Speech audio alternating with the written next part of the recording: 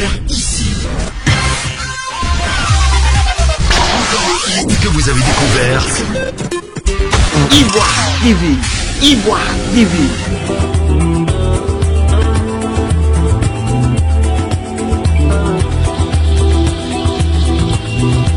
Des stars en offert, des prédicateurs, des politiques qui brûleraient dans le feu de la GN, des chantres dont les âmes seraient perdues ou même encore des personnes qui disent avoir rencontré Jésus-Christ en personne. Alors que penser de ces expériences de mort imminente qui inondent les médias sociaux et dont la toile a fini par se passionner?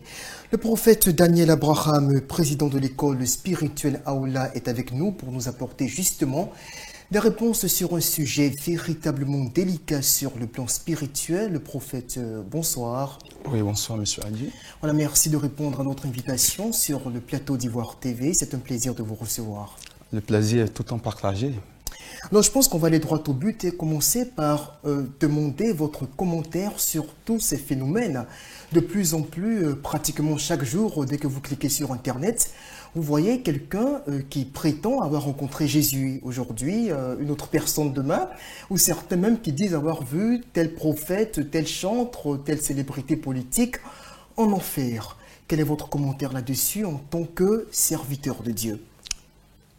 En tant que serviteur de Dieu, vous savez, nous sommes à une époque où chacun se lève et chacun veut se faire une renommée. Lorsque nous nous inspirons des Écritures de la Bible, nous voyons que les personnes qui ont eu la grâce d'être transportées, puisque la Bible en parle précisément dans le livre d'Ézéchiel, mais la Bible utilise ses propres termes pour exprimer ces choses. La Bible, quand on parle d'Ézéchiel, Ézéchiel dit « L'Esprit du Seigneur me transporta et je fus enlevé ». Ça, c'est la déportation. Mais lorsque cela se faisait au niveau des personnages bibliques, c'était pour aller être enseigné par des mystères. Ils partaient pour être enseignés sur des mystères. Sur des mystères, et ils venaient pour mettre ces mystères à la connaissance de la population en rédigeant des bouquins. Mais ce qui est véritablement éclairant à nos jours aujourd'hui, c'est que nous voyons des personnes qui s'élèvent. J'ai rencontré le Seigneur Jésus, le paradis. Mais ce qui est paradoxe dans cette histoire, c'est que autrefois, lorsque les gens partaient, ils revenaient avec des mystères pour écrire. Mais aujourd'hui, tous ces témoignages que nous voyons, c'est pour dire j'ai vu tel homme politique dans tel endroit, j'ai visité tel endroit, j'ai reçu cela, j'ai reçu ceci. Alors, quand nous faisons... Oui. Est-ce qu'au fait, ce n'est pas aussi dû au fait que nous sommes dans un temps où, selon la Bible, si on se réfère à ce que dit la Bible, on nous dit souvent que nous sommes dans les derniers temps. C'est ce qui est généralement prêché dans les églises. Alors, est-ce que ce n'est pas par vocation d'avertissement, de mise en garde, que ces personnes-là vont pour dire avoir vu des célébrités en enfer, comme pour dire attention au chemin que vous empruntez, tel homme de Dieu que vous vouliez suivre ou telle personne que vous preniez comme modèle n'a pas eu la fin qu'il espérait, la fin qui serait idéale pour chaque être humain? Ok, je vous remercie rapidement. Vous devez d'abord savoir que la Bible est un livre très mystérieux et la mauvaise pratique de la Bible peut amener d'autres interprétations. Vous allez comprendre que dans Jean 3,16, Jésus dit de lui-même, « Personne n'est monté au ciel si ce n'est celui qui est descendu du ciel, le Fils de l'homme qui est dans le ciel. » C'est pour dire quoi? Lorsque nous prenons cette parole, nous voyons que cette histoire de paradis, en réalité, il n'y a pas encore quelqu'un là-bas. Il n'y a pas encore quelqu'un là-bas. Pourquoi? Parce que la Bible dit que lorsque la trompette va sonner, les morts vont ressusciter. Mais on ressuscite d'où? On ressuscite d'une tombe. On ressuscite d'un tombeau. Donc, en réalité, les gens ne sont pas encore partis. Là, vous dites quelque chose, c'est quand même sur lequel je voudrais rebondir. Vous avez dit tout à l'heure qu'il n'y a personne au paradis pour le moment. Non. Alors que on voit dans la Bible qu'il y a certains hommes de Dieu qui, selon les Écritures, ont déjà reçu la résurrection. Je veux parler entre autres de Enoch qui n'a pas connu la mort, de Élie qui n'a pas connu la mort non plus, mais aussi dans le livre de Matthieu, dans l'évangile de Matthieu, il est écrit qu'à la résurrection ou qu'à la mort du Christ, il y a eu des centaines de croyants qui sont sortis des tombeaux et ceux-là et même qu'on aurait aperçu dans les rues de Jérusalem pendant quelques semaines avant qu'ils ne disparaissent. Donc, dont les âmes ou les corps et autres seraient repartis, peut-être au paradis, ce qui est quand même différent des autres morts qui sont encore dans la tombe.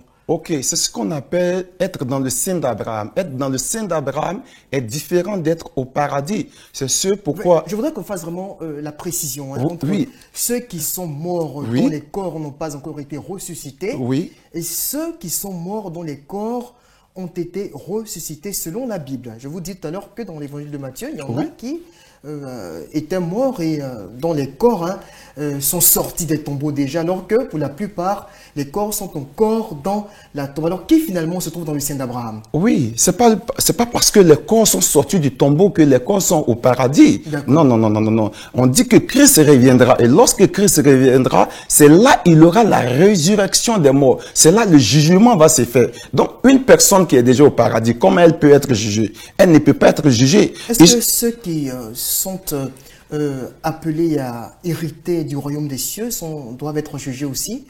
Ça, c'est un autre contexte, parce qu'il y a certaines personnes que la Bible appelait les patriarches, la Bible appelait les saints, et la Bible parle de ces personnes dans le livre des Romains, pour dire ceux qui ont été déjà appelés, ceux qui ont été appelés, ils ont été élus, et ceux qui ont été élus, ils ont été prédestinés. Donc, quand on parle de prédestination, et justifiés. Donc, quand on revient dessus, c'est pour dire qu'il y a des personnes qui n'auront pas leur jugement comme toute autre personne.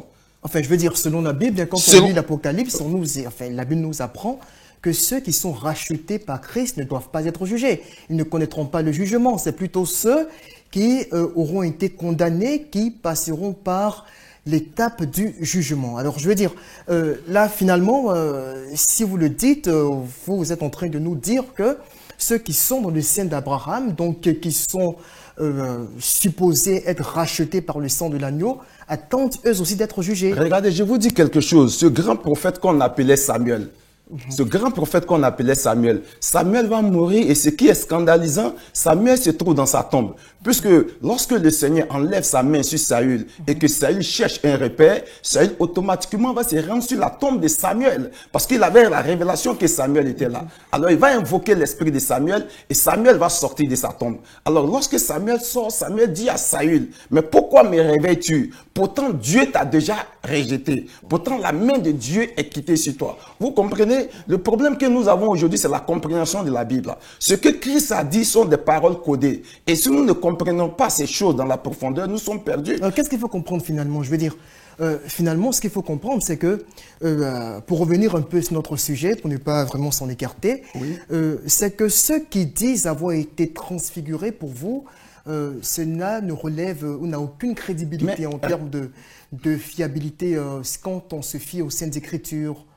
Effectivement, je ne peux pas rejeter toutes ces choses, mais moi, personnellement, je donnerais du crédit peut-être à 99% de fausseté. Pourquoi? Parce que la Bible déclare que Christ est le même, il n'a pas changé. Ce qui était hier, c'est ce qui est aujourd'hui. Alors pourquoi ceux qui avaient l'occasion d'aller autrefois, comme on le dit, au paradis, revenaient avec des mystères, revenaient avec des connaissances? Regardez un peu l'Apocalypse des gens. Quand Jean est transporté, il vient avec les mystères. Ces gens qui parlent des 7 églises d'Antioche, ce sont des codes, ce sont des choses fortes. Beaucoup d'entre eux viennent avec des témoignages. Vous n'avez qu'à lire un peu sur les médias sociaux. Je ne parle pas des témoignages. Je parle des secrets spirituels, des secrets divins. C'est de ça que je parle. Vous prenez le témoignage, par exemple, de Sénéca Sodi, de la sœur Bernada Fernandez, qui est aux États-Unis, d'Angélique Azan. Je veux dire, il y a une panoplie comme ça de gens qui viennent avec des secrets, et même encore un témoignage encore très bouleversant, celui de certains hommes de Dieu, du pasteur John Fenn, par exemple, un autre pasteur américain. Je veux dire, le témoignage, il y en a toujours avec des mystères auxquels on peut accorder du crédit ou non.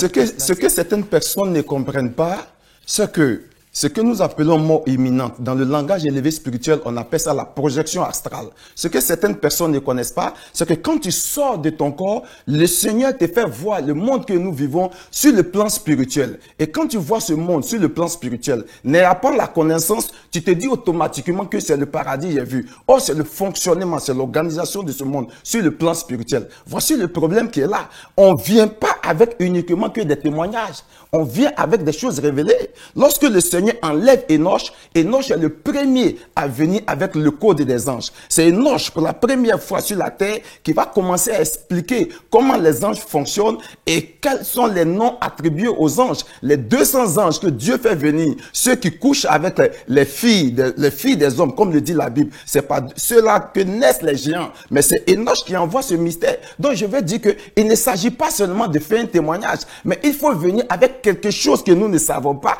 mais qui est biblique, avec quelque chose qui est codé bibliquement, mais tu fais ressortir. Je reviens encore sur Apocalypse. Lorsque Jean vient, c'est Jean qui déchiffre le code de l'Apocalypse. C'est Jean qui donne les mystères de l'Apocalypse. Donc il est très bien beau de voir, j'ai fait des témoignages, j'ai vu ceci, j'ai vu cela, il est très bien beau. Mais le problème ici, ce qui est paradoxal, c'est que ceux qui autrefois, selon la Bible, avaient cette possibilité de faire cette projection astrale, n'ont pas les mêmes témoignages que ceux d'aujourd'hui. Enfin, on fait la projection astrale ou c'est Dieu qui nous ravit en esprit? C'est ce que j'ai dit dans le langage un peu spirituel très élevé. Parce que non, vraiment, je veux dire, vraiment, il faut faire la...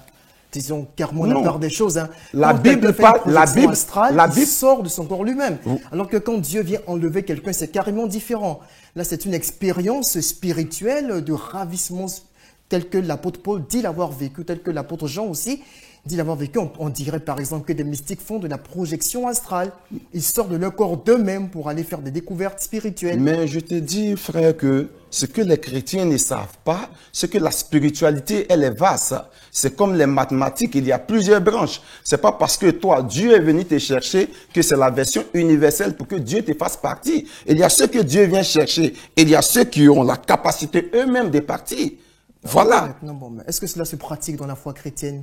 Mais la chrétienté, franchement, peut-être que je vais vous choquer, mais dans le monde, dans la spiritualité, la chrétienté est la chose la plus faible. Parce que la chrétienté est basée sur la moralité. Or, la parole dans laquelle nous sommes est la carte vocation. C'est ce que les chrétiens ne savent pas. On prend beaucoup la partie moralité. Mais la partie moralité ne peut pas nous faire des hommes forts. Quand Jésus dit, je vous ai donné le pouvoir, il y a la partie spirituelle, il y a la partie secrète. Ce qu'on appelle les sceaux. C'est ce que Jésus enseignait à ses disciples en cachette. C'est ce pourquoi il dit à Pierre, je te donne les clés du royaume. C'est ce pourquoi il dit à ses disciples, à vous, il a été donné de connaître les mystères du royaume. Mais à eux, non. Ce que les chrétiens doivent comprendre en général, c'est que nous sommes des païens.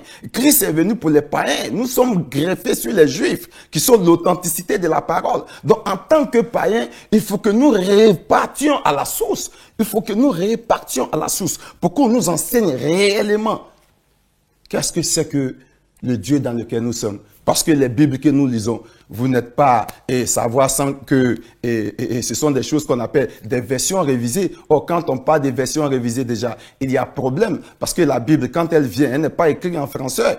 Dans le même temps, Christ dit que ma parole ne disparaîtra jamais. Je veux dire, il peut avoir modification des versions, mais est-ce que la quintessence ne subsiste pas? Oui, ça c'est un grand défaut. Parce que vous qui êtes là, ce que vous êtes en train de dire actuellement au monde, vous êtes la seule personne à dire ça textuellement. Quelqu'un d'autre qui revient reprendre votre propos, il aura ambiguïté. Je veux bien comprendre, à bien vous comprendre. Oui. Cela veut dire que la Bible que nous avons, on ne peut pas vraiment y accorder du crédit. Elle n'est pas fiable. Elle est fiable, mais elle est beaucoup codée. Donc, si nous la prenons sur des plans superficiels, nous sommes perdus.